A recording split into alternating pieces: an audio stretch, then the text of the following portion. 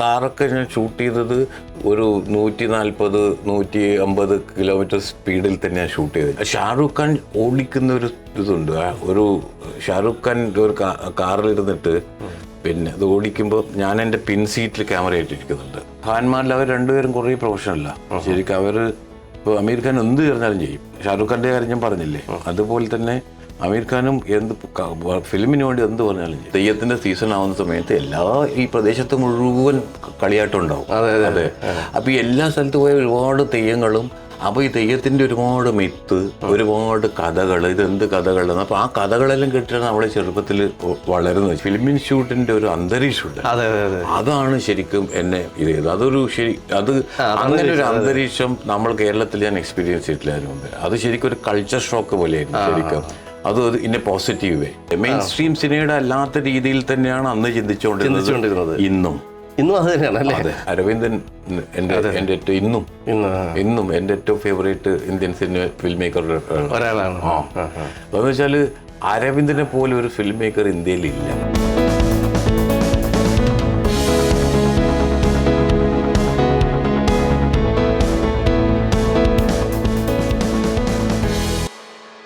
ബോളിവുഡിലെ മലയാളത്തിന്റെ അഭിമാനം. ഇന്ത്യൻ സിനിമയും വിശിഷ്യ ഹിന്ദി സിനിമയും സസൂക്ഷ്മം ശ്രദ്ധിക്കുന്നവർക്ക് ഒരു മുഖവുരയെ ആവശ്യമില്ലാത്ത ശ്രീ KU മോഹനൻ. മോനട്ട സ്വാഗതം. അപ്പോൾ എനിക്ക് തോന്നുന്നൊരു 3-3.5 പതിറ്റാണ്ട് കാലത്തെ ചലച്ചിത്ര യാത്രകളാണ്, ചലച്ചിത്ര പഠനം, അതോടൊപ്പം തന്നെ ഡോക്യുമെൻ്ററികൾ. എനിക്ക് തോന്നുന്നു ഒരു 10 പതിറ്റാണ്ട് കാലം ഡോക്യുമെൻ്ററികൾക്ക് പിന്നാലെ, പിന്നീട് ബോളിവുഡിൽ തന്നെ ഒരു തിളങ്ങുന്ന താരങ്ങൾക്കൊപ്പം അതിൻ്റെ സിനിമാറ്റോഗ്രാഫറായി പ്രവർത്തിച്ച കാലം, ഇങ്ങനെയൊക്കെ കഴിഞ്ഞിട്ടുള്ള ഈ എനിക്കൊണ്ട് ഏതാണ്ട് ഒരു 4 പതിറ്റാണ്ടിനോട് അടുത്ത ഒരു സഞ്ചാരമൊക്കെ കഴിഞ്ഞിട്ട് ഇപ്പോൾ നമ്മൾ ഇരിക്കുന്നത് താങ്കൾ പുറപ്പെട്ട സ്ഥലത്താണ്. പുറപ്പെട്ട ഇടത്താണ് നമ്മളിപ്പോൾ ഇരിക്കുന്നത്. ഒരുപാട് വൈകാരികത ഉള്ളൊരു സ്ഥലമാണ്. സ്വന്തം വീട്, ഇതിൻ്റെ ഒരു മുറ്റം, ഇതിൻ്റെ ചുറ്റുപാടും ഒക്കെ ആയിരിക്കണം താങ്കളുടെ ഒരു കാഴ്ചയെ നിർണ്ണയിച്ചിട്ടുണ്ടാവുക. എങ്ങനെയാണ് ആ ഓർമ്മയിൽ നിന്ന് തുടങ്ങുമ്പോൾ പറയാൻ തോന്നുന്നത്? അതെ, ഞാൻ ഏറ്റവും കൂടുതൽ ഇരുന്ന സ്ഥലം ഇത് തന്നെയാണ്. ചെറുപ്പത്തിൽ അതേ സ്ഥലത്താണ് ഞാൻ ഇപ്പോഴും ഇരിക്കുന്നത്. അതെ. അപ്പോൾ ഇവിടെ ഇരുന്നിട്ട് അതന്നെ ഈ ചുറ്റുപാടും എങ്ങനെയാണ് ഉണ്ടായത് എനിക്കറിയില്ല. എൻ്റെ ഒരു ചെറുപ്പം മുതലുള്ള ഒരു സ്വഭാവം എന്ന് വെച്ചാൽ ഞാൻ എല്ലാ സാധനവും ഒബ്സർവ് ചെയ്യും.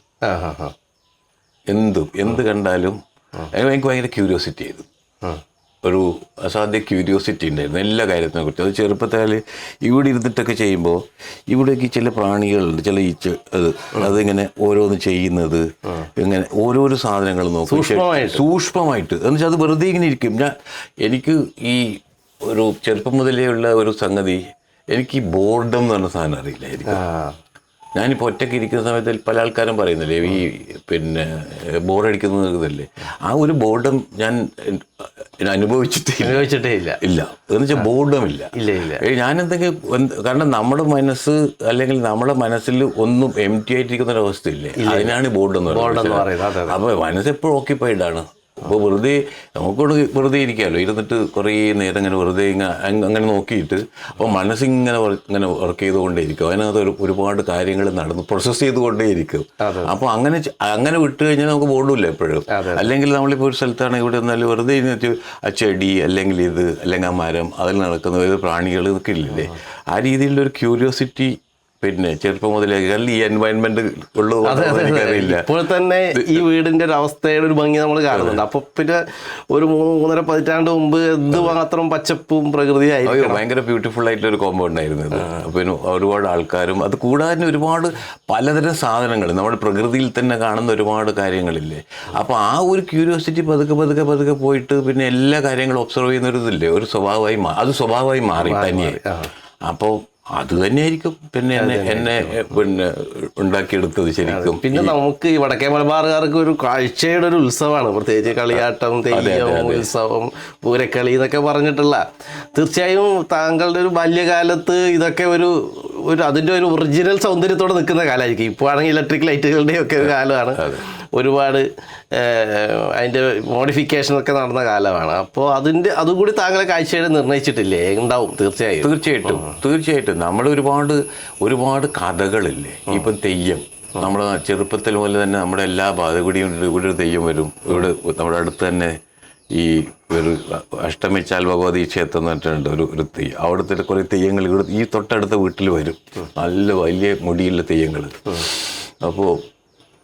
അപ്പോൾ ഈ തെയ്യം പലതരം തെയ്യം എല്ലാ സ്ഥലങ്ങളിലും, അതായത് തെയ്യത്തിൻ്റെ സീസൺ ആവുന്ന സമയത്ത് ഈ പ്രദേശത്ത് മുഴുവൻ കളിയാട്ടം ഉണ്ടാവും. അതെ.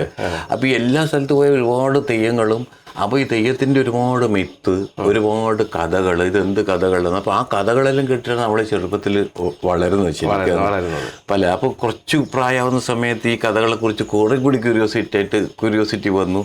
അപ്പോൾ എന്താണ് ഈ കഥകൾ, എന്താണ് ഈ മിത്ത്, എന്താണ് ഈ ലെജൻഡ് എന്നില്ലേ, ഈ കാര്യങ്ങൾ അറിയാനുള്ള ഒരു അങ്ങനെ പതുക്കെ ഇങ്ങനെ ഈ കഥകളിലൂടെ അല്ലെങ്കിൽ കഥ അതിലേക്കുള്ള ഒരു ഇതുണ്ടല്ലോ, ഒരു യാത്ര. അവിടെ അങ്ങനെയാണ്. പിന്നെ ഈ രൂപങ്ങൾ, ഈ തെയ്യങ്ങളും ഇതൊക്കെ കാണുമ്പോൾ അതിൻ്റെ ആ ഭംഗി ക്യാപ്ചർ ചെയ്യാനുള്ള ഒരു ഭയങ്കര ഇതുണ്ടായിരുന്നു. അപ്പോൾ അത് അങ്ങനെയാണ് ഫോട്ടോഗ്രാഫിയിലേക്കും വന്നുപെട്ടത് ശരിക്കും. അപ്പം അന്ന് നമുക്കൊന്നും ഒരു ക്യാമറ അഫോർഡ് ചെയ്യാനോ ഒന്നും ഒരു സാഹചര്യം ഉണ്ടായിരുന്നില്ല. അപ്പോൾ അതിപ്പോൾ ആരോടെങ്കിലും വാങ്ങുക, പിന്നെ അവസാനം ചില സുഹൃത്തുക്കളുടെ സഹായത്തോടെ ഒരു ക്യാമറയൊക്കെ കിട്ടി. പിന്നെ അത് വെച്ച് പിന്നെ ആ ക്യാമറ ഞാൻ താഴെ വെക്കാറില്ല എല്ലാ സമയത്തും. അത് ഭയങ്കര എക്സ്പെൻസീവ് ആയിട്ടുള്ളൊരു ഹോബി ആയിരുന്നു ആ സമയത്ത്. കാരണം ഫിലിം വാങ്ങുക, അത് പ്രോസസ്സ് ചെയ്യാനൊന്നും സൗകര്യമില്ല. അപ്പോൾ അങ്ങനെ അത് ഉപയോഗിച്ച് അങ്ങനെ ഓരോ പ്രകൃതിയും അല്ലെങ്കിൽ ഈ നമ്മുടെ തെയ്യമായിരുന്നു എൻ്റെ മെയിൻ സബ്ജക്റ്റ്. കാരണം കാരണം അതിൻ്റെ വിഷ്വൽ ബ്യൂട്ടി ഇല്ലേ, ആ ഒരു രൂപവും അതിൻ്റെ ഒരു ഇതൊക്കെ ഇല്ലേ, അത് പലതരം ലൈറ്റിൽ, ഇത് പകലായാലും രാത്രി പന്തത്തിൻ്റെ വെളിച്ചത്തിലായാലും മറ്റേത് രീതിയിലായാലും അതിൻ്റെ ഒരു ബ്യൂട്ടി ഇല്ലേ, അത് ക്യാപ്ചർ ചെയ്യാന്നുള്ള അതിൽ നിന്നാണ് ചിലപ്പം ഫോട്ടോഗ്രാഫിയിലേക്ക് വന്നത് അല്ലേ. അപ്പോൾ എനിക്ക് തോന്നുന്നത് ഇപ്പോൾ തെയ്യത്തെക്കുറിച്ച് പറയുമ്പോഴാണ്, ഇപ്പോൾ ഞാൻ അടുത്തൊരു വാർത്ത കണ്ട് താങ്കളുടെ മകൻ ഇപ്പോൾ തെയ്യത്തെക്കുറിച്ച് ഗവേഷണം നടത്തുന്ന ഒരു വാർത്ത കിട്ടും. ശരിയായിരിക്കും. കാരണം അവർക്കൊന്നും പക്ഷെ തെയ്യമായിട്ട് അങ്ങനെ ഡീപ്പ് ബന്ധമുണ്ടോ? ഇല്ല. എൻ്റെ മകൻ ജനിച്ച് വളർന്നത് ബോംബെ തന്നെ, വളർന്നത് എല്ലാം. അപ്പം മകന് കേട്ടുള്ള അറിവ് എൻ്റെ അടുത്തുനിന്ന് കുറേ കാര്യങ്ങൾ. കാരണം എൻ്റെ ഒരു ക്യൂരിയോസിറ്റി പറഞ്ഞാൽ ഇപ്പോൾ അതെല്ലാ കാര്യത്തിലും ഉണ്ട്. എൻ്റെ ക്യൂരിയോസിറ്റി ഇപ്പോൾ സാഹിത്യം, ഇങ്ങനെ പുതിയ പുസ്തകങ്ങൾ കണ്ടുപിടിച്ച് വായിക്കുക, അന്വേഷിച്ച് കണ്ടുപിടിച്ച് വായിക്കുക, അല്ലെങ്കിൽ പിന്നെ പിൽക്കാലത്ത് ഈ ചരിത്രം മനസ്സിലാക്കാനില്ല, ചരിത്രത്തിനോടുള്ള ഭയങ്കര ക്യൂരിയോസിറ്റി, ഹിസ്റ്ററി. അപ്പോൾ പലതരം കിട്ടിയത്. അതെ. അപ്പോൾ ഇതൊക്കെ എൻ്റെ ഒരു ക്യൂരിയോസിറ്റി കൊണ്ട് ഞാൻ വാങ്ങിക്കൂട്ടിയ ഒരുപാട് പുസ്തകങ്ങളുണ്ട് എൻ്റെ വീട്ടിൽ. അപ്പോൾ ചെറുപ്പത്തിൽ വളരുമ്പം ഈ പുസ്തകങ്ങളൊക്കെ എൻ്റെ മകൻ കാണുന്നുണ്ട്. അവന് കുറച്ച് പ്രായമാകുന്ന സമയത്ത് അവനത് വായിക്കാൻ തുടങ്ങി. അതുകൊണ്ടായിരിക്കും പിന്നെ എൻ്റെ മകൻ ഈ ഹിസ്റ്ററിനോടും ഇതിനോടൊക്കെ ആർക്കിയോളജിയും ഇതിനോടൊക്കെ ഇത്രയധികം ഒരു താല്പര്യം ചിലപ്പം ഈ പുസ്തകങ്ങളൊക്കെ ആയിരിക്കാം ചിലപ്പോൾ. അപ്പം ഈ ഒരു തെയ്യത്തിൻ്റെ ഒക്കെ ഒരു പശ്ചാത്തലത്തിൽ നിന്നും എങ്ങനെയാണ് അന്ന് സിനിമ എന്ന് പറയുന്നത്, സിനിമ പഠനം എന്ന് പറയുന്നതൊന്നും അത്ര എളുപ്പമുള്ള കാര്യമല്ല. കാരണം സിനിമ എന്ന് പറയുന്നത് നമ്മളെപ്പോലെ ഒരു ഗ്രാമീണമായ ചുറ്റുപാടിൽ വിദൂരമായിട്ടുള്ള മറ്റാർക്കെങ്കിലും പറ്റുന്ന കഴിവുകൾ മാത്രമാണ്, അല്ലെങ്കിൽ സമീപിക്കാൻ അവർക്ക് മാത്രം റീച്ചബിൾ ആയിട്ടുള്ള കാര്യങ്ങളാണ്. എങ്ങനെയാണ് ഈ ഫിലിം ഇൻസ്റ്റിറ്റ്യൂട്ടിൽ എത്തുന്നത്? അതിൻ്റെ അത് ശരിക്കും ചെറുപ്പം മുതൽ തന്നെ ഈ സിനിമകൾ, ഈ പണ്ടൊക്കെ ഈ ബെനിഫിറ്റ് ഷോ എന്ന് പറഞ്ഞിട്ട് ഒരു ഇതുണ്ടായിരുന്നു ഈ ഞായറാഴ്ചകളിൽ. പിന്നെ മോർണിംഗ് ഷോ എന്ന് വെച്ചാൽ അന്നത്തെ ഈ ആർട്ട് സിനിമ എന്ന് പറഞ്ഞൊരു ഇത്, കേരളത്തിലെ ആർട്ട് സിനിമ എന്നാണ് പറയാ.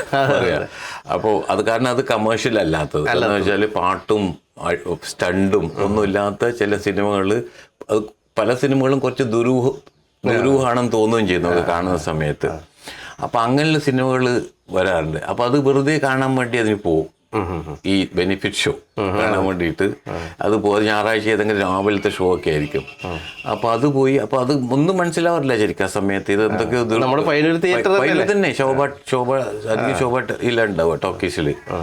അപ്പോൾ അങ്ങനെ അത് വന്ന് പിന്നെ ഒരു 10ാം ക്ലാസ് കഴിഞ്ഞ് പ്രീ ഡിഗ്രി ആ സമയത്ത് പഠിക്കുന്ന കാലത്ത് നമ്മളിവിടെ ഒരു വളരെ ആക്റ്റീവായിട്ടുള്ള ഒരു ഫിലിം സൊസൈറ്റി, അത് ഇപ്പോഴും ഉണ്ട്, സർഗ ഫിലിം സൊസൈറ്റി അന്ന്. അപ്പോൾ സർഗ ഫിലിം സൊസൈറ്റിയിലത്തെ മെമ്പർഷിപ്പ് എടുത്തു. അപ്പോൾ അവർ പലതരം സിനിമകളും കാണിക്കുന്നു.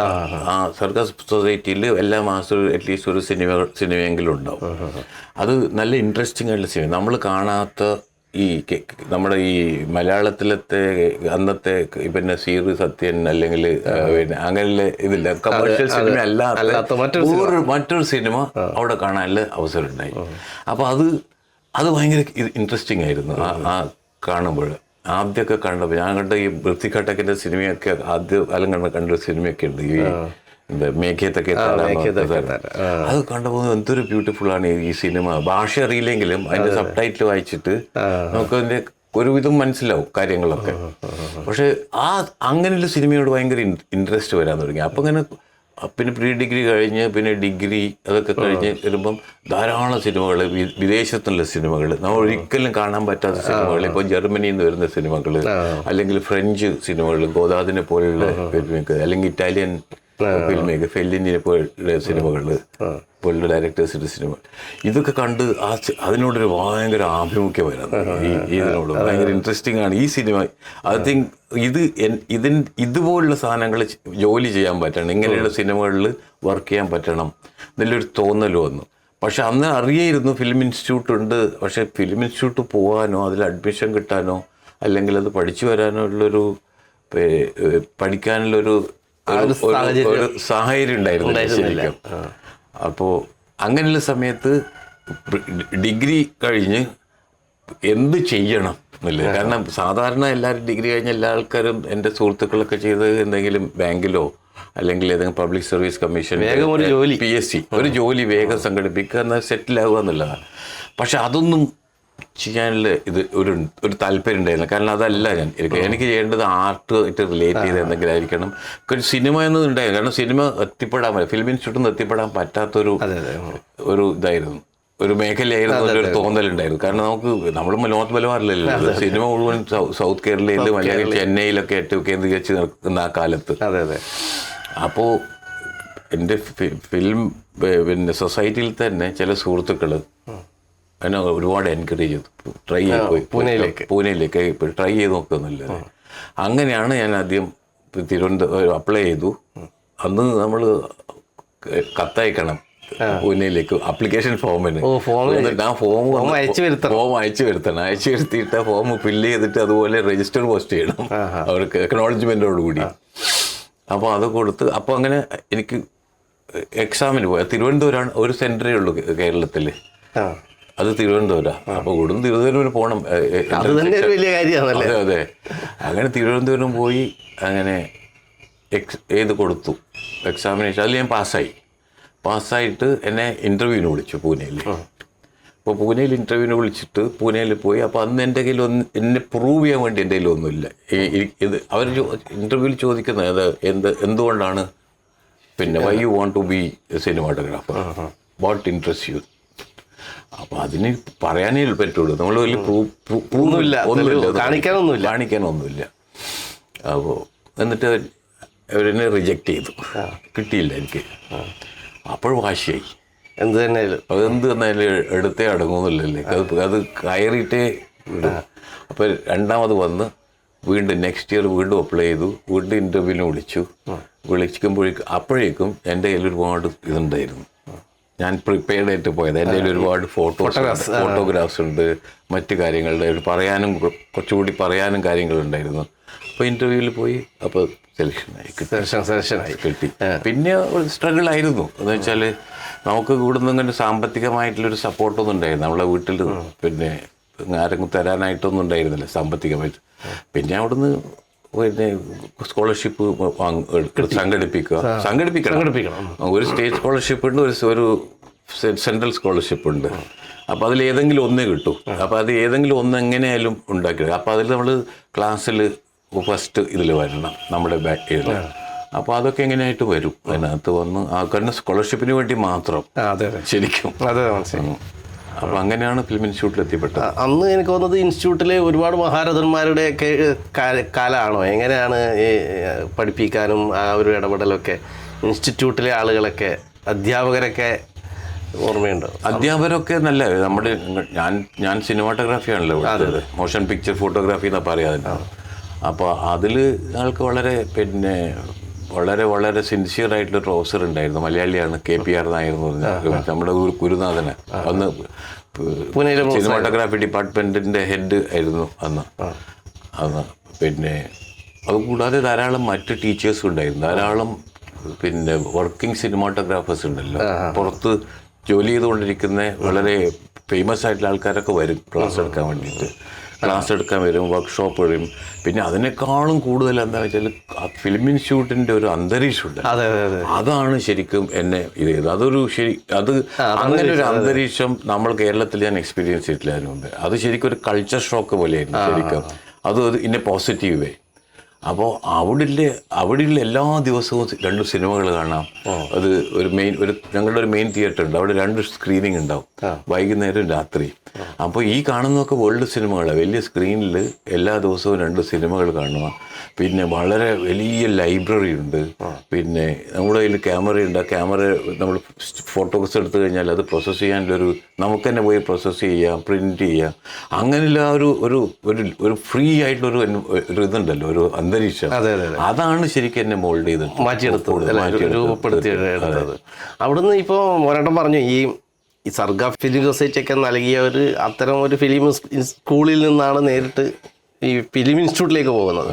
അവിടുന്ന് ഇറങ്ങി വരുമ്പോഴും എനിക്ക് തോന്നുന്നത് ഈ മനസ്സിൽ ഇത്തരം സിനിമകളാണ് നയിച്ചതെന്ന് തോന്നുന്നല്ലേ? എനിക്ക് തോന്നുന്നു അല്ല, മനസ്സിൽ ഇപ്പോഴും അല്ല, ഈ മെയിൻ സ്ട്രീം സിനിമയുടേതല്ലാത്ത ഒരു അതെ മെയിൻ സ്ട്രീം സിനിമയുടെ അല്ലാത്ത രീതിയിൽ തന്നെയാണ് അന്ന് ചിന്തിച്ചുകൊണ്ടിരുന്നത്. ഇന്നും അത് തന്നെയാണ് അല്ലേ? അതിന് ഇടവേള മാത്രമാണ് മെയിൻ സ്ട്രീം അല്ല. സിനിമാറ്റോഗ്രാഫി ആസ് എൻ ആർട്ട് എന്ന് പറഞ്ഞാൽ അത് അതിൽ കുറേ സ്കില്ലുണ്ട് ശരിക്കും. അത് വെറും ആർട്ടുമാണ്. നമ്മൾ അതിൽ കുറേ ടെക്നിക്കലായിട്ടും കുറേ ഇതുണ്ട്. ടെക്നിക്കലായിട്ടുള്ള ഒരുപാട് നോളജും അതൊക്കെ ഉണ്ടെങ്കിൽ മാത്രമേ നമ്മുടെ സ്കില്ലിനെ മെച്ചപ്പെടുത്തിയെടുത്താൽ മാത്രമേ നമുക്ക് നല്ലൊരു ആർട്ടിസ്റ്റും ആകാൻ പറ്റുള്ളൂ. ശരിക്കും ഒരു ശില്പിയാണെങ്കിൽ പോലും ആരായാലും ആ സ്കില്ലും വളരെ ഇമ്പോർട്ടൻ്റ് ആണ്. സ്കില്ല് ഇമ്പോർട്ടൻ്റ് ആണ്, മറ്റേ ഇത് ഇമ്പോർട്ടൻ്റ് ആണ് ഒരേ സമയം ആർട്ട് എന്നുള്ള രീതിയിൽ. അപ്പോൾ ഞാനതിൻ്റെ സ്കില്ല് പഠിച്ചത് ആളായതുകൊണ്ട് നമുക്കത് എവിടെ അപ്ലൈ ചെയ്യാൻ പറ്റും. അതൊരു ഇതാണ്. അപ്പോൾ അത് എവിടെ അപ്ലൈ ചെയ്യണമെന്നത് നമ്മുടെ മനസ്സിലുള്ളത്. ശരിക്കും എനിക്കിഷ്ടം നല്ല സിനിമകൾ ചെയ്യുക. ഞാൻ പണ്ട് എന്ത് സിനിമകളാണ് അവിടുന്ന് കണ്ടിട്ട് ഫിലിം ഇൻസ്റ്റിറ്റ്യൂട്ടിൽ പോയി ചേർന്ന് അവിടുന്ന് കണ്ടാണോ പഠിച്ചത്, ആ സിനിമയാണ് ഇപ്പോൾ എനിക്കിഷ്ടം. പക്ഷെ അത് ചെയ്യാനുള്ള അവസരം വളരെ കുറവാണ്. പിന്നെ നമുക്കിത് കഴിഞ്ഞാൽ ഒരു തൊഴിലാവും, ഒരു തൊഴിലുമാണ് ഇത് ശരിക്കും. നമുക്ക് വെറും ഒരു റൊമാൻറ്റിക്, ഒരു കാൽപ്പനികമായിട്ടുള്ള ഒരു ലോകത്തിൽ നമുക്ക് ജീവിക്കാൻ പറ്റില്ല. അപ്പോൾ നമ്മളൊരു തൊഴിലും വരുമാന മാർഗം കൂടിയാണ്. അപ്പോൾ വരുമാന മാർഗ്ഗമാണെങ്കിൽ നമ്മൾ പിന്നെ കമേഴ്ഷ്യൽ സിനിമ അല്ലെങ്കിൽ കച്ചവട സിനിമയിൽ വർക്ക് ചെയ്യേണ്ടി വരും. അപ്പോൾ വർക്ക് ചെയ്യേണ്ടി നമ്മുടെ സ്കില്ല് നമ്മൾ ആത്മാർത്ഥമായിട്ട് നമ്മൾ എവിടെ അപ്ലൈ ചെയ്യുന്നു അത് അവിടെ തീർച്ചയായിട്ടും അതിന് നല്ല റിസൾട്ട് ഉണ്ടാവും ശരിക്കും. ഇതേ വാക്കുകൾ ഇപ്പൊ രാമേന്ദ്ര ബാബു സാറൊക്കെ മുമ്പ് പറഞ്ഞിട്ടുണ്ട്. കാരണം ഒരേ കമേഴ്ഷ്യൽ സിനിമയിലും അപ്ലൈ ചെയ്യുന്നു, ആർട്ട് ഫിലിമിലും അപ്ലൈ ചെയ്യുന്നു, ക്യാമറാമാൻ എന്നുള്ളത്. അതെ, കാരണം അതൊരു ടെക്നിക്കൽ സൈഡാണ് അവൾ ഉപയോഗിക്കുന്നത്. പിന്നെ ടെക്നിക്കൽ സൈഡ് ഇപ്പോൾ കമേഴ്ഷ്യൽ സിനിമയാണെങ്കിൽ പോലും ഞാനൊരു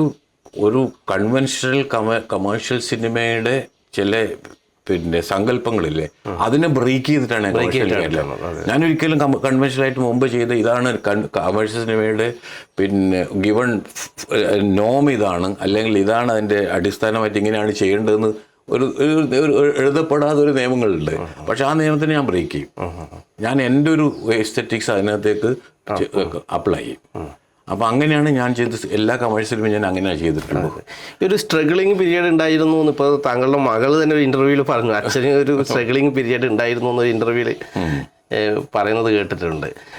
ഈ ഒരു 10-12 വർഷം, എനിക്ക് തോന്നുന്നത് ഒരു 10 വർഷമെങ്കിലും തുടർച്ചയായി ഡോക്യുമെൻ്ററികളായിരുന്നു അല്ലേ? പിന്നീട് അങ്ങനെ ഇതൊരു വരുമാന മാർഗമായി പൂർണ്ണാർത്ഥത്തിൽ കിട്ടാത്തൊരു കാലം ഉണ്ടായിരുന്നു എന്ന് തോന്നുന്നു അല്ല? അത് ആദ്യം ഫിലിം ഇൻസ്റ്റിറ്റ്യൂട്ടിൽ നിന്ന് കഴിഞ്ഞ് ബോംബെയിലെത്തിയ സമയത്ത് ഉണ്ടായിരുന്നൊരു കാര്യം, അന്ന് നമ്മൾ ഫ്രഷായിട്ട് ഫിലിം ഇൻസ്റ്റിറ്റ്യൂട്ടില്ല, നമ്മൾ വളരെ പിന്നെ എന്താ പറയുക യങ് ബ്ലഡ് അല്ലേ. അപ്പോൾ ആ സമയത്ത് നമുക്ക് തോന്നും എന്ന് വെച്ചാൽ ഞാൻ ഇത്തരം കമേഴ്ഷ്യൽ സിനിമേനോടൊക്കെ വളരെ പുച്ഛായിരുന്നു. ഇതൊന്നുമല്ല സിനിമ, ഒരു ഇതില്ലേ, അങ്ങനെ ഉണ്ടായിരുന്നു.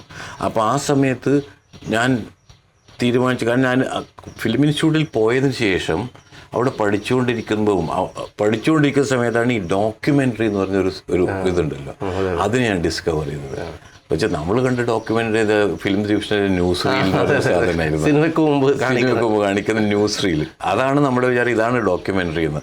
അപ്പോൾ പിന്നെ ഫിലിം ഇൻസ്റ്റിറ്റ്യൂട്ടിൽ ചേർന്ന് അവിടുത്തെ ചില ഡോക്യുമെൻ്ററീസ് ഉണ്ടല്ലോ, ചില മാസ്റ്റേഴ്സ്, ഇപ്പോൾ ഫ്രഞ്ച്, ഇപ്പോൾ ക്രിസ് മാർക്കർ ആയാലോ, അല്ലെങ്കിൽ ബേർട്ട് ഹാൻസ്ട്ര എന്ന് പറഞ്ഞ ഡച്ച് ഫിലിം മേക്കർ ഉണ്ട്, പിന്നെ ഡോക്യുമെൻ്ററി ഫിലിം, അവരുടെയൊക്കെ സിനിമ കണ്ടപ്പോൾ തോന്നി ഇങ്ങനെയാണ് ഡോക്യുമെന്ററി ഇങ്ങനെയുണ്ടോ ഇങ്ങനെ ഒരു സാധ്യതയുണ്ട്. നമ്മള് ഫിലിം സ്റ്റേഷന്റെ അതെ വെള്ളപ്പൊക്കവും ഭൂകമ്പം പോയി കാണുന്നുള്ളൂ. അതെ, അപ്പോൾ അങ്ങനെ ഒരു സിനിമകളില്ല. അപ്പോൾ പതുക്കെ പതുക്കെ അതിനോടൊരു ഇൻട്രസ്റ്റ് വരാൻ തുടങ്ങി ഡോക്യുമെന്ററി. അപ്പോൾ അത് ഫിലിമിൻ ഷൂട്ട് കഴിഞ്ഞ് പുറത്തിറങ്ങിയ സമയത്ത് പുറത്തിറങ്ങുമ്പോൾ തന്നെ എൻ്റെ ഒരു വളരെ പ്രിയപ്പെട്ട ഒരു സുഹൃത്തിന് രഞ്ജൻ പാലിത്തൻ, എൻ്റെ സീനിയറായിട്ട് പഠിച്ച ഒരു സിനിമാറ്റോഗ്രാഫറും ഫിലിം മേക്കറുമാണ്. അദ്ദേഹത്തിൻ്റെ കൂടെ ഞാൻ പോയി ഡോക്യുമെൻ്ററി പിന്നെ ചെയ്യാൻ പോയി. അതിനെ ഫിലിം ഇൻസ്റ്റിറ്റ്യൂട്ട് വന്നിട്ട് ഒരു പ്രാവശ്യം എൻ്റെ ഫൈനൽ ഇയർ ഉണ്ടാകുമ്പോൾ ഞാൻ കണ്ട് പരിചയപ്പെട്ടതാണ്. അപ്പോൾ അവിടുന്ന് അദ്ദേഹത്തിൻ്റെ കൂടെ ഞാൻ ബോംബെയിലെത്തി. അദ്ദേഹത്തിൻ്റെ കൂടെ അദ്ദേഹം ആനന്ദ് പട്ടോളത്തിൻ്റെയൊക്കെ പിന്നെ ഡോക്യുമെൻ്റൊക്കെ ഷൂട്ട് ചെയ്യുന്ന ക്യാമറമാനായിരുന്നു അക്കാലത്ത്. ബോംബെ ഹമാര ഷായർ എന്നൊക്കെ പറഞ്ഞിട്ട് അതൊക്കെ ചെയ്ത സിനിമാറ്റോഗ്രാഫറാണ്. പിന്നെ അദ്ദേഹത്തിൻ്റെ കൂടെ ഞാൻ കുറച്ച് നാൾ അസിസ്റ്റൻ്റായിട്ട് ജോലി ചെയ്തു ഡോക്യുമെൻ്ററിയിൽ. പിന്നെ അതിനുശേഷം ഞാൻ ഇൻഡിപെൻഡൻ്റ് വലിയ പാലിനെ കുറിച്ചിട്ടുള്ള വലിയ പാല് ഇതൊക്കെ അങ്ങനെ പല സിനിമകൾ അദ്ദേഹം ചെയ്തു. പിന്നെ അതിനുശേഷം ഞാൻ ഇൻഡിപെൻഡൻ്റ് ഒരു ഡോക്യുമെൻ്ററി പിന്നെ ക്യാമറമാനായി മാറി. അത് ഞാൻ എൻജോയ് ചെയ്യുന്നുണ്ടായിരുന്നു. കാരണം ഡോക്യുമെൻ്ററിയുടെ ഏറ്റവും വലിയൊരു അഡ്വാൻറ്റേജ് എന്താ വെച്ചാൽ നമ്മൾ സാധാരണ മനുഷ്യരായിട്ട് ഇൻറ്ററാക്ട് ചെയ്യും. നമ്മുടെ സബ്ജക്റ്റുമായിട്ട് നമ്മൾ ധാരാളം ഇൻറ്ററാക്ട് ചെയ്യും. അവരുടെ കൂടെ മിങ്കിൾ ചെയ്ത് അവരുടെ കൂടെ താമസിച്ച് അങ്ങനെയാണ് ഡോക്യുമെൻ്റ് ചെയ്യുന്നത്.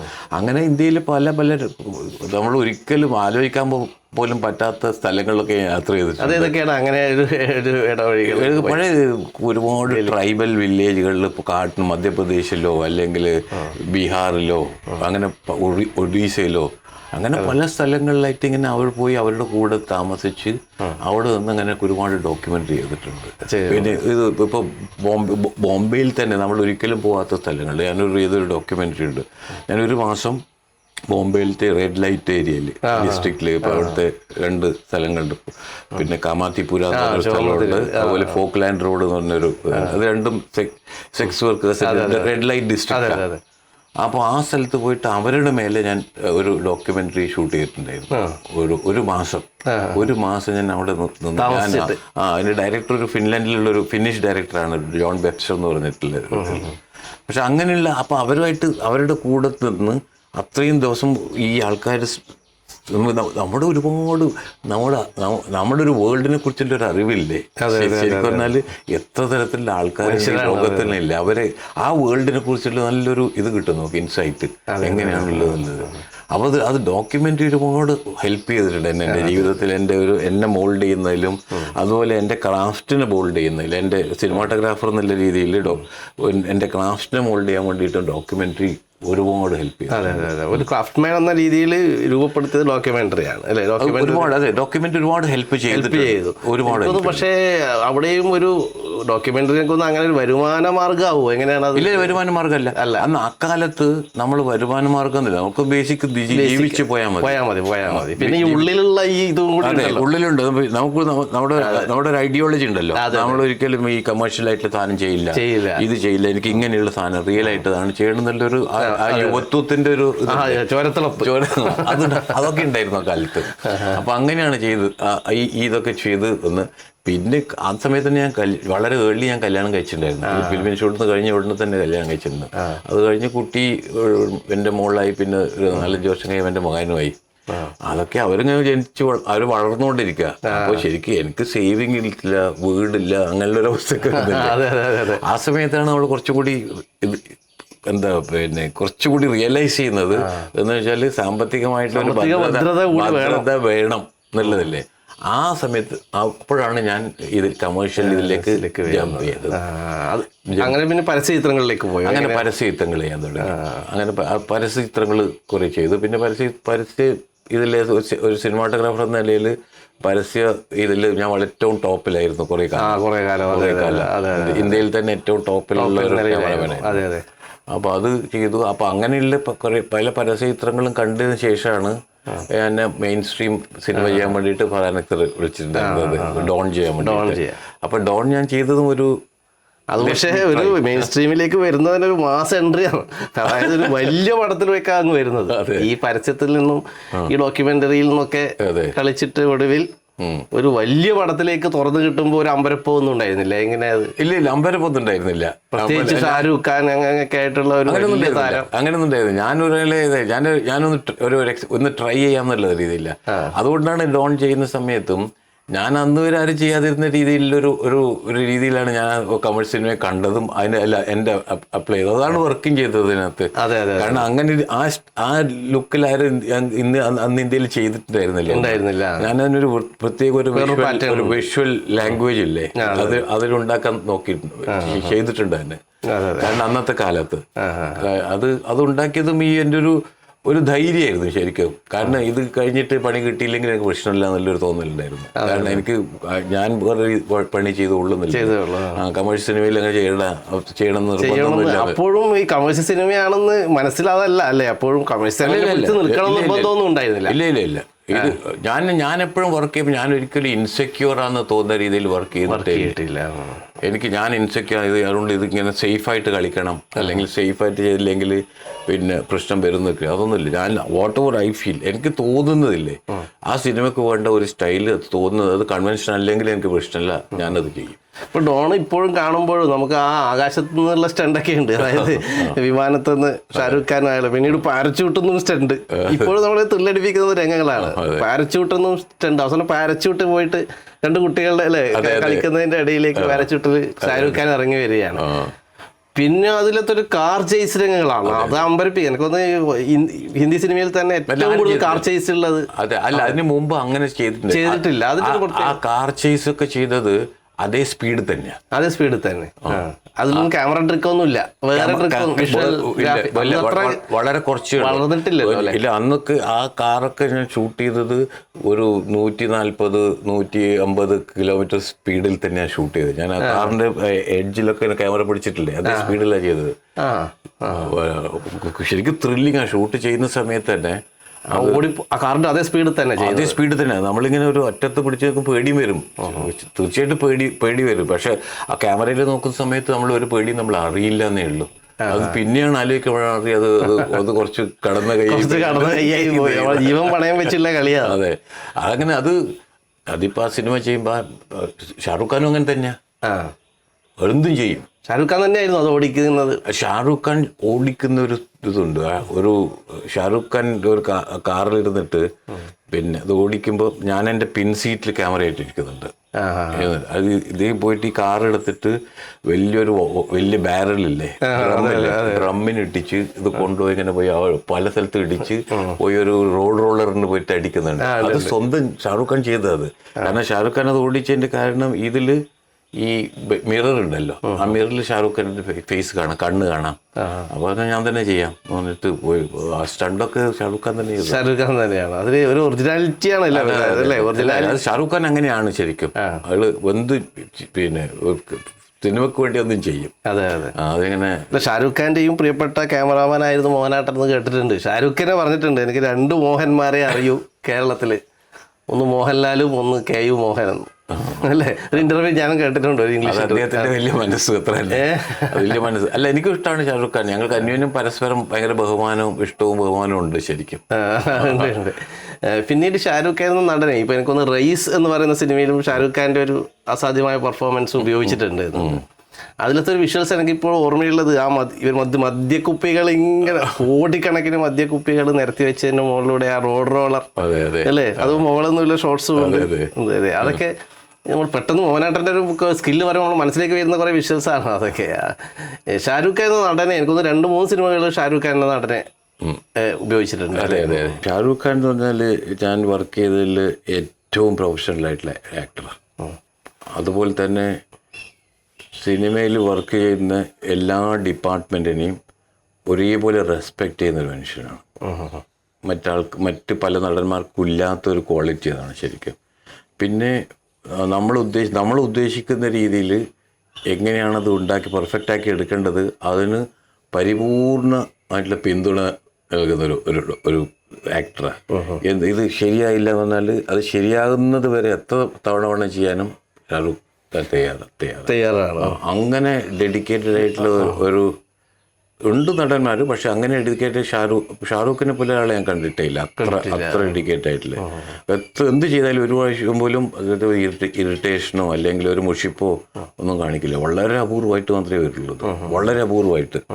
അപ്പോൾ എല്ലാറ്റും സപ്പോർട്ട് ചെയ്യുന്ന വളരെ ഹാർഡ് വർക്കിംഗ് ആയിട്ടുള്ള ഒരു ആക്ടർ. അദ്ദേഹത്തിന്റെ ഒരു പീരീഡും അങ്ങനെയല്ലേ അല്ലേ, ടെലിവിഷൻ എന്നൊക്കെ വന്ന് അല്ല വന്നിട്ടാലേ നമ്മൾ എവിടുന്ന് വന്നു എന്നുള്ളതല്ല, അതെ അതെ നമ്മൾ എങ്ങനെ ഇപ്പോഴും നമ്മൾ എങ്ങനെയാണെന്നുള്ളതാണ്. അതെ അതെ അത് ഷാറൂഖിന് ഇപ്പോഴും, ഷാറൂഖിന്റെ ഒരു വിനയവും, ഷാറൂഖ് ഇപ്പോഴും അത് പലതും നമുക്ക് വേണമെങ്കിൽ പറയാം അത് അഭിനയം പോലെയാണ്. വിനയാഭിനയം അല്ല, അത് ജെനുവിനായിട്ട് ഹൃദയത്തിൽ നിന്ന് തന്നെ അങ്ങനെയുള്ളൊരു ഇതുള്ളൊരു മനുഷ്യനാണ് ശരിക്കും. അതുകൊണ്ട് തന്നെയായിരിക്കും അയാൾ ഇത്രയും വലിയ സ്റ്റാറായി മാറിയത് ശരിക്കും. ഇപ്പൊ അന്നത്തെ തന്നെ മറ്റൊരു താരം ഇപ്പൊ അമീർ ഖാന്റെ, ഇപ്പൊ ലഗാന്റെ എനിക്കൊന്നും ഒരു യൂണിറ്റ് അല്ലേ മോനാട്ടറാണ് അല്ലേ, പിന്നീട് തലാഷ്, അങ്ങനെ. അപ്പൊ അമീർ ഖാന്റെയും സിനിമകളുടെ ഒരു ഭാഗമാകാൻ കഴിഞ്ഞിട്ടുണ്ട്. അതെ അതെ, അമീർ ഖാനും വളരെ പ്രൊഫഷണൽ ആക്ടറാണ് ശരിക്കും.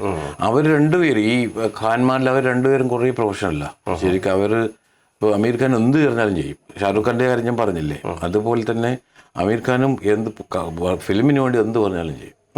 ഇപ്പോൾ ഒരു തലാഷിൽ തന്നെ ഒരു ഇൻസിഡൻ്റ് ഉള്ളത്, ഒരു അവസാനത്തിൻ്റെ ക്ലൈമാക്സ് സീനിൽ ഇയാൾ ഒരു അണ്ടർ വാട്ടർ ഒരു സംഭവം നടക്കുന്നുണ്ട്. അതിലാണ് ആ ഗോസ്റ്റിനെ കാണിക്കുന്നത് ശരിക്കും, സേവ് ചെയ്യുന്നത് വന്നിട്ട്. അത് കഴിഞ്ഞാൽ വെള്ളത്തിൽ നിന്ന് പുറത്തേക്ക് വരുന്നൊരു ഇതുണ്ട് സർഫസിലേക്ക്. അപ്പോൾ ഇത് ശരിക്കും കടലാണല്ലോ. അതെ അതെ. അപ്പോൾ ഞങ്ങൾ ഷൂട്ട് ചെയ്തൊക്കെ കടലിൻ്റെ ഇത് തന്നെയാണ്. അണ്ടർ വാട്ടർ ചെയ്തത് അല്ല, അണ്ടർ വാട്ടർ ഒരു വലിയൊരു ഒരു അണ്ടർ വാട്ടർ ഒരു സ്റ്റുഡിയോ ഉണ്ട് ലണ്ടനിൽ ചെയ്തത്. പക്ഷേ പുറത്തേക്ക് വരുമ്പോഴേ എനിക്ക് ഉണ്ടായിരുന്നത് കടലിൻ്റെ ടെക്സ്ചർ തന്നെ വേണം എന്നുള്ള രീതിയിൽ ചെയ്യണമെങ്കിൽ ഞാൻ പോണ്ടിച്ചേരിയിലാണ് ഷൂട്ട് ചെയ്തത്. പോണ്ടിച്ചേരിയിൽ ഒരു സ്ഥലം കണ്ടുപിടിച്ചു. അങ്ങനെ ഭയങ്കര തിരമാലയൊന്നും ഇല്ലാത്തൊരു സ്ഥലത്ത് പോയി എനിക്ക് ആ ഒരു സമയത്ത് തന്നെ ഷൂട്ട് ചെയ്യണമെന്നുണ്ടായിരുന്നു. കാരണം ആ ഒരു നൈറ്റ് ആണെങ്കിൽ പോലും ആ നൈറ്റിൽ ആകുമ്പോൾ ഒന്നും കാണില്ലല്ലോ ശരിക്കും. അപ്പോൾ കടലിൽ എനിക്ക് ലൈറ്റ് ചെയ്യാൻ പറ്റില്ല. അപ്പോൾ അത് ആ പോണ്ടിച്ചേരിയിൽ ഈസ്റ്റിലാണല്ലോ കടൽ. അപ്പോൾ ഒരു സമയത്ത് ഒരു 5:45 രാവിലെ ആകുമ്പോഴാണ് ആ ഒരു ചെറിയ സ്കൈയിൽ ഇങ്ങനെ ഒരു ചെറിയൊരു ലൈറ്റ് വരിക. അപ്പോൾ ആ ലൈറ്റിൻ്റെ റിഫ്ലക്ഷൻ എനിക്ക് വെള്ളത്തിൽ കിട്ടണം. കിട്ടിയിട്ട് ആ സമയത്ത് ഷൂട്ട് ചെയ്യണം. അപ്പോൾ ഞാൻ പിന്നെ പറഞ്ഞു എനിക്ക് ഈ സമയത്താണ് ഷൂട്ട് ചെയ്യേണ്ടത്. അവരൊന്നും ഒരു പ്രോബ്ലം ഇല്ല. 5 മുതൽ വന്നിട്ട് അവിടെ വെള്ളത്തിൽ നിൽക്കും. അങ്ങനെ ഞാൻ പറയാം സമയം വരുമ്പോൾ നമുക്ക് ഷൂട്ട് ചെയ്യാമെന്ന്. അപ്പോൾ അവിടെ നിന്ന് റെഡി ആയിട്ട് ഇങ്ങനെ ഇത്രയും വെള്ളത്തിൽ കടലിൽ ഇങ്ങനെ നിൽക്കുക.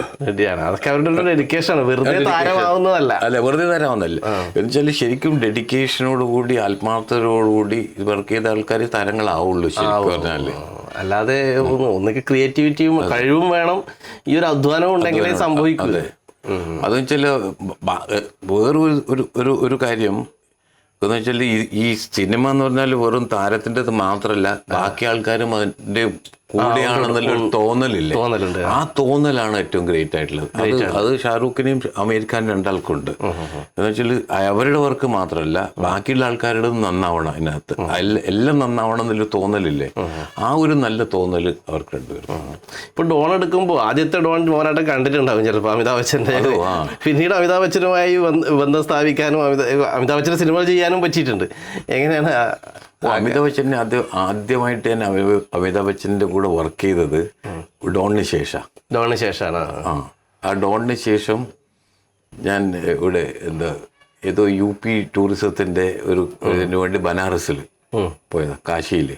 ഇപ്പോൾ ബനാറസിലെ മെയിൻ ഇതിൻ്റെ റോഡിൻ്റെ ഓപ്പോസിറ്റ് സൈഡിലൊരു സ്ഥലമുണ്ട്. അവിടെ അധികം ബിൽഡിങ്സ് ഒന്നുമില്ല. അങ്ങനെ ഒരു സ്ഥലത്ത് അവിടെയാണ് ഷൂട്ടിങ്. അപ്പോൾ അവിടെ എത്തി ഞങ്ങൾ ക്യാമറ ഒക്കെ സെറ്റ് ചെയ്ത് അമിതാഭ് ബച്ചൻ വന്നു. അപ്പോൾ അമിതാഭ് ബച്ചൻ വന്ന സമയത്ത് എൻ്റെ ഡയറക്ടർ സുജിത് സർക്കാർ എൻ്റെ ഒരു ഫ്രണ്ടാണ്. സുജിത്ത് പറഞ്ഞിട്ട് ഇതാ മോഹൻ ഇതാണ്.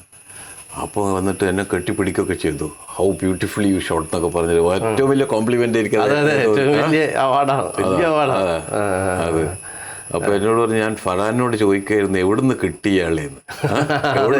കാരണം അതുവരെ ഞാൻ എൻ്റെ പേരൊന്നും അറിയില്ല ആർക്കും. അപ്പോൾ എവിടുന്ന് തപ്പിയെടുത്തു എന്ന് ഞാൻ ഫറാനോട് ചോദിച്ചു എന്ന് പറഞ്ഞു.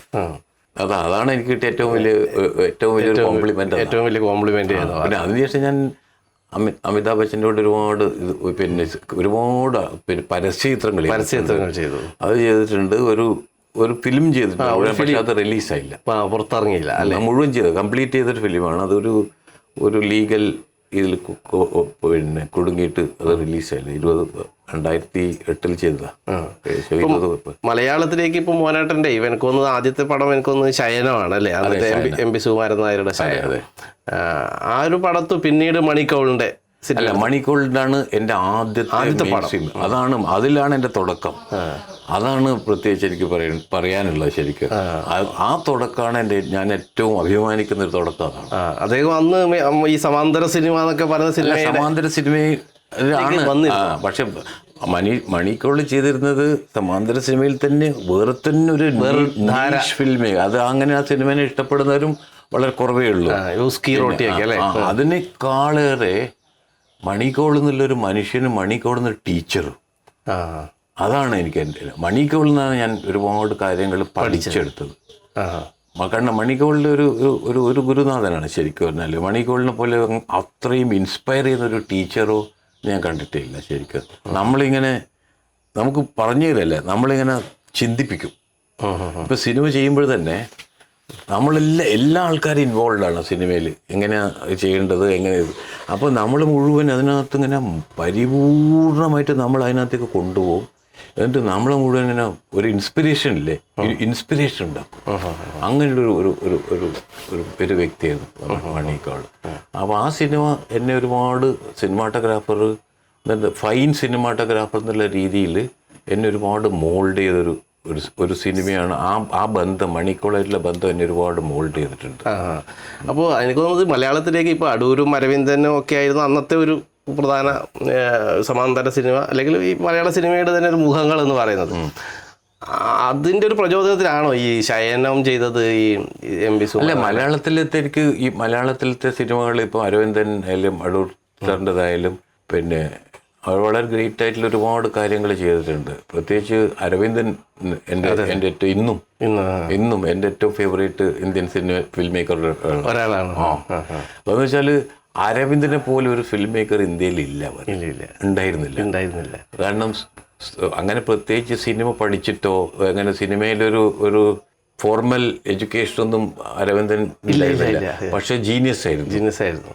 അപ്പോൾ ആ എഡ്യൂക്കേഷൻ ഇല്ലായ്മേനെ, ഫോർമൽ എഡ്യൂക്കേഷൻ ഇല്ലായ്മയെ അതൊരു പോസിറ്റീവായി എടുത്ത് സ്വന്തം ഒരു രീതി ഉണ്ടാക്കിയെടുത്ത്, സിനിമയുടെ ഒരു രീതി, ഒരു സ്റ്റൈല് സ്വന്തമായി ഉണ്ടാക്കിയെടുത്തു. കാരണം അതിനു മുമ്പും അരവിന്ദന്റെ പുസ്തകം എടുത്ത് നോക്കൂ, ചെറിയ മനുഷ്യ, അങ്ങനെ ഒരു കൃതി ലോകത്തിൽ ഉണ്ടായിട്ടില്ല. അതിനു മുമ്പ് ഉണ്ടായിട്ടില്ല. അദ്ദേഹം ശരിക്കും ഒരു ജീനിയസ് ആണ്. പിന്നെ ഓരോ സിനിമകൾ എടുത്ത് നോക്കൂ, എസ്തപ്പാൻ എടുത്ത് നോക്കൂ, തമ്പ്, പിന്നെ കുമ്മാട്ടി, തമ്പ് എടുത്ത് നോക്കൂ. തമ്പ് എന്നുള്ള സിനിമയില് പിന്നെ ഡോക്യുമെന്ററി ഫിക്ഷനും അത് രണ്ടും മേർജ് ചെയ്ത് ആരും ചെയ്തിട്ടുണ്ടായിരുന്നു ഇന്ത്യയിൽ. അത് കുറേ സാധനമൊക്കെ ഡോക്യുമെന്ററിയാണ്, അത് കുറച്ച് പോർഷൻ പിന്നെ ഇനാക്ട് ചെയ്ത സാധനം. ഇത് രണ്ടും ചേർത്തിട്ട് നല്ല ബ്യൂട്ടിഫുൾ ആയിട്ട് അതൊക്കെ അരവിന്ദന്റെ ഫോർമൽ എഡ്യൂക്കേഷൻ ഇല്ലായ്മയെന്ന് എന്നെ പോസിറ്റീവായി എടുത്തുകൊണ്ട് അദ്ദേഹം വളരെ ബ്യൂട്ടിഫുൾ ആയിട്ട് അദ്ദേഹത്തിന്റെ ഒരു ഫോമില്ലേ അതുണ്ടാക്കി. ഞാനൊരു വലിയ പിന്നെ അരവിന്ദന്റെ ഒരു വലിയ ആരാധകൻ. തമ്പില് സർക്കസ് കാണാൻ വന്നവർ തന്നെയാണ് അഭിനേതാക്കൾ. അതെ അല്ലേ? അത് ഷൂട്ട് ചെയ്തൊക്കെ റിയൽ ആയിട്ട് സർക്കസും ഡോക്യുമെന്ററി അന്ന് അതിനകത്തുള്ള ചില ആക്ടേഴ്സ് ഉണ്ട്. ആ പെർഫെക്റ്റ് ഇതില്ലേ കൊണ്ടുവരുന്ന ഫിക്ഷനും ഡോക്യുമെന്ററിയും കൂടി മിക്സ് ചെയ്തിട്ട് ഒരു സിനിമ ഉണ്ടാക്കി എടുക്കാന്നല്ലേ, അതൊരു ഭയങ്കര കഴിവ്. ആരും ചെയ്തിട്ടില്ല. ശരിക്കും വിഷ്വൽ ഭാഷയിലൂടെ സംസാരിച്ചു. എനിക്ക് തോന്നുന്നു ക്യാമറാമാന്റെ ഒരു ക്യാമറയെ ഉപയോഗിച്ച ആൾ ഏറ്റവും കൂടുതൽ. അല്ല, എല്ലാവരും ക്യാമറ ഉപയോഗിക്കുന്നുണ്ട്. ക്യാമറ അപ്പോൾ വെറും ഒരു നാടകം ക്യാപ്ചർ ചെയ്യാനല്ല ക്യാമറ എന്നുള്ളത്. കാരണം സിനിമ എന്നത് നമ്മുടെ ഒരു പ്രശ്നം ശരിക്കും ഇന്ത്യയിൽ ഉണ്ടായിരുന്ന ഇപ്പോഴുള്ളൊരു പ്രശ്നം എന്താ വെച്ചാൽ, ഈ സിനിമ എന്ന് പറഞ്ഞാൽ നമ്മൾ നാടകത്തിന് ക്യാപ്ചർ ചെയ്യേണ്ട ഒരു ടൂളാണ് ക്യാമറ എന്നുള്ളതാണ് അത്രയും കാലമായിട്ട് ഇപ്പോഴും കമേഴ്ഷ്യൽ സിനിമയിൽ നടക്കുന്നതാണ്. കാരണം അതിൽ ഇമ്പോർട്ടൻസ് എന്ന് വെച്ചാൽ സിനിമ ഒരു ഡിഫറെൻറ്റ് ഫോമാണെന്നുള്ളതല്ലേ. നാടകത്തിൽ നിന്നോ മറ്റതിൽ നിന്നോ വ്യത്യസ്തമായിട്ട് സിനിമ വേറൊരു പിന്നെ എന്താ പറയാ ഫോം എന്നല്ലേ പറയാതെ, ആ ഫോമാണെന്നുള്ളത് കണ്ടുപിടിക്കാൻ ഭാഷയുണ്ട്. അതെ, അത് വേറെ തന്നെയാണ്. അത് കണ്ടുപിടിക്കാൻ പല ആൾക്കാർക്കും പറ്റിയിട്ടേ ഇല്ല ശരിക്കും. അപ്പോൾ അത് യൂറോപ്യൻ സിനിമ ഉണ്ടായിട്ടുണ്ട്, അവർ ചെയ്തിട്ടുണ്ട്. അവർ പിന്നെ നാടകത്തിൽ നിന്നോ അല്ലെങ്കിൽ മറ്റ് ഇതിൽ നിന്നോ മാറിയിട്ട് സിനിമ എന്ന് പറയുന്നത് വേറെ തന്നെ എൻറ്റിറ്റി ആണെന്നില്ലേ, അത് മാറ്റാൻ അവർക്ക് കണ്ടുപിടിക്കാൻ അവർക്ക് പറ്റിയിട്ടുണ്ട്. പക്ഷെ ഇന്ത്യയിൽ അത് അത്രയും പറ്റിയിട്ടില്ല. ചെയ്തിട്ടുണ്ട് പല ആൾക്കാരും പല ഇതും, പക്ഷെ അതങ്ങനെ ആയില്ല. അപ്പോൾ അരവിന്ദൻ ചെയ്തിരിക്കുന്നത് അദ്ദേഹം കണ്ടുപിടിച്ചിട്ടുണ്ട്. അദ്ദേഹത്തിൻ്റെ ഒരു സിനിമാറ്റിക് ഫോം കണ്ടുപിടിച്ചിട്ടുണ്ട്. വളരെ കാഞ്ചൻ സീതൊക്കെ എന്തൊരു ബ്യൂട്ടിഫുള്ളായിട്ട് സിനിമയാണ്. അത് അങ്ങനെ ആരോ സിനിമ എടുക്കാൻ പറ്റുമോ? അത് ശ്രീകണ്ഠൻ നായരുടെ പിന്നെ നാടകം, അതിനകത്ത് ഇങ്ങനെ ബൊംബാസ്റ്റിക് ആയിട്ടുള്ള ഡയലോഗ്, ഇങ്ങനെ പൊട്ടിത്തെറിപ്പിക്കുന്ന ഡയലോഗുള്ളത് സിനിമ എടുത്ത് ഒരു ഡയലോഗില്ല. അതാണ് ഡയലോഗ് ഇല്ല, നമുക്ക് ഫീലും ചെയ്യുന്നില്ല. ഇല്ല. അത് നമ്മളിങ്ങനെ, അതാണ് ഈ ഞാൻ പറഞ്ഞത് വിഷ്വൽ ഭാഷ ഉണ്ടാക്കാനായി. അത് സ്വന്തമായിട്ടുള്ളൊരു ഇന്റർപ്രിട്ടേഷൻ ഉണ്ടല്ലോ, അതുണ്ടാക്കാൻ ഡയലോഗിനെ ആരും വെയിറ്റ് ചെയ്യുന്നില്ല അരവിന്ദന്റെ സിനിമ. അതെ എന്നുള്ളതാണ് അതിന്റെ ഒരു. അതുപോലെ അടൂർ സാറിന്റെ സിനിമകളുണ്ട്, വേലിപ്പത്തായൊക്കെ സാധ്യ സിനിമയാണ്. ഇപ്പോഴങ്ങനെ ഇപ്പോൾ ഈ ക്യാമറയുടെ കാര്യം പറഞ്ഞപ്പോൾ ഇപ്പോൾ ആജാദ് നാച്ചിരയിലെ ആ ഒരു ഷോട്ടുകളൊക്കെ, ആ ഒരു ഡാൻസ് നൃത്തത്തിന്റെ ഒരു നർത്തകിയുടെ ജീവിതമാണല്ലോ, അതൊക്കെ വളരെ ഭംഗിയായിട്ട് തന്നെ അത് ഇപ്പോഴും നമ്മുടെ മനസ്സിലുള്ളതാണ്. മാധുരിയുടെ ഒരു സിനിമ എത്രമാത്രം ബോക്സ് ഓഫീസ് വിജയിച്ചു എന്നറിയില്ല, പക്ഷെ അത് ഇപ്പോഴും നമ്മൾ മാധുരിയെ മനസ്സിൽ കാണുന്നവർക്ക് നമ്മൾ വരുന്നൊരു ചിത്രം കൂടിയല്ലേ ആജാദ് നാച്ചിര ഇപ്പോൾ മോനാട്ടം ചെയ്തത്. അത് എങ്ങനെയാണ് ഇപ്പോഴും ഞാനിപ്പോൾ അടുത്തത് ഇവിടെ അതിൻ്റെ ടൈറ്റിൽ സോങ് ഇപ്പോഴും ഞാൻ യൂട്യൂബിൽ നോക്കിയപ്പോൾ ഏതാണ്ട് 35 കോടി ജനങ്ങൾ കണ്ടു എന്നുള്ളതാണ്. അപ്പോൾ അതിനെക്കുറിച്ചൊക്കെ എന്താ പറയാനുള്ളത്? അത് സംവിധാനം ചെയ്ത എൻ്റെ വളരെ അടുത്ത സുഹൃത്തും ഒരു ഫെലോ സിനിമാട്ടോഗ്രാഫറുമാണ്. എൻ്റെ കൂടെ എൻ്റെ സീനിയറും, ഞാൻ അദ്ദേഹത്തിൻ്റെ കൂടെ അസിസ്റ്റൻ്റായിട്ട് വർക്ക് ചെയ്തിട്ടുണ്ട് ആദ്യ കാലങ്ങളിൽ. അനിൽ മേത്ത എന്ന് പറഞ്ഞ, അതാണ് അദ്ദേഹത്തിൻ്റെ ആകെ ചെയ്തൊരു സിനിമയാണ്. അപ്പോൾ ഒരു സിനിമ ചെയ്തിട്ടില്ല, വേണ്ടത്ര ഡിസ്കസ് ചെയ്യപ്പെട്ടിട്ടില്ല എന്നല്ലേ, വേണ്ടത്ര അതിന് വേണ്ടത്ര ഒരു കിട്ടിയില്ല, അതിനൊരു സക്സസ് കിട്ടിയില്ല. കാരണം എന്തെങ്കിലും ഉണ്ടോ, ജനങ്ങളായിട്ട് കണക്ട് ചെയ്തിട്ടുണ്ടാവില്ല. ഏത് സിനിമ വർക്ക് ചെയ്യുന്നു, ഏത് സിനിമ വർക്ക് ചെയ്യുന്നില്ല എന്ന് നമുക്ക് പറയാൻ പറ്റില്ല, ഒന്നും കണക്കൂട്ടാൻ പറ്റില്ല. നമ്മൾ പാഷനോട്ട് ഒരു മോശം സിനിമയും ഒരു നല്ല സിനിമയും രണ്ടും ചെയ്യുന്നത് ഒരേ പാഷനോട് കൂടി. അവസാനം അത് എടുത്തു കഴിയുമ്പോഴാണ് അത് നന്നായില്ല, അല്ലെങ്കിൽ അത് വളരെ നന്നായി അറിയുന്നത് ആ സമയത്ത്. അതുപോലെ തന്നെ തോന്നി മിസ് ലവ്ലി പോലുള്ള നവാസ് സിദ്ദീഖിയുടെ അതെ മിസ് ലവ്ലി എന്നുള്ള സിനിമ, അത് എനിക്ക് ഭയങ്കര ഇഷ്ടപ്പെട്ടൊരു, ഞാൻ ചെയ്യാൻ ആഗ്രഹിക്കുന്ന രീതിയിലുള്ള ഒരു സിനിമയാണ്. അത് കുറെ കൂടി സിനിമയാണ് ശരിക്കും. മലയാളത്തിലാണ് കുറെ കൂടി സിനിമ നടക്കുന്നുള്ളൂ ശരിക്കും നല്ലത്. ഇപ്പൊ മലയാളികളാണെങ്കിൽ ഒരിക്കലും കേൾക്കാത്ത പോലൊരു സബ്ജക്റ്റ് എടുത്തിട്ട് സിനിമ എടുക്കാൻ പറഞ്ഞാൽ അതിനെ സപ്പോർട്ട് ചെയ്യാൻ ആക്ടേഴ്സ് ഉണ്ട് ശരിക്കും. ഉണ്ട്. ഇപ്പോൾ ഹിന്ദി സിനിമയിലാണെങ്കിൽ ഉള്ളൊരു പ്രോബ്ലം എന്ന് വെച്ചാൽ അവർക്ക് മനസ്സിലാവില്ല, ഈ കേൾക്കാത്തൊരു സംഗതി അവർക്ക് മനസ്സിലാവില്ല. ഇന്നത്തെ സിനിമ, കമേഴ്ഷ്യൽ സിനിമ എന്താണ്, ഡിമാൻഡിനനുസരിച്ചിട്ട് അവർ സപ്ലൈ ചെയ്യാണ്. മമ്മൂട്ടി, മോഹൻലാൽ ഒരു അഭിമാനമാണ് എവിടെ പോയാലും. അതെ, മാളവി അങ്ങനെയാണ്. ബോംബെ പുലിതലി വ്യത്യാസമൊന്നുമില്ല. ബോംബെയിൽ വളർന്ന കുട്ടിയാണ്, അതുകൊണ്ട് അവളുടെ മലയാളവും അങ്ങനെ തന്നെയാണ്, സ്വഭാവം എല്ലാം അങ്ങനെ തന്നെയാണ്. അതുകൊണ്ട് അവർക്കത് അധികം ബുദ്ധിമുട്ടേണ്ടി വന്നില്ല ആ ക്യാരക്ടറിലേക്ക് എത്തിപ്പെടാൻ വേണ്ടിയിട്ട്.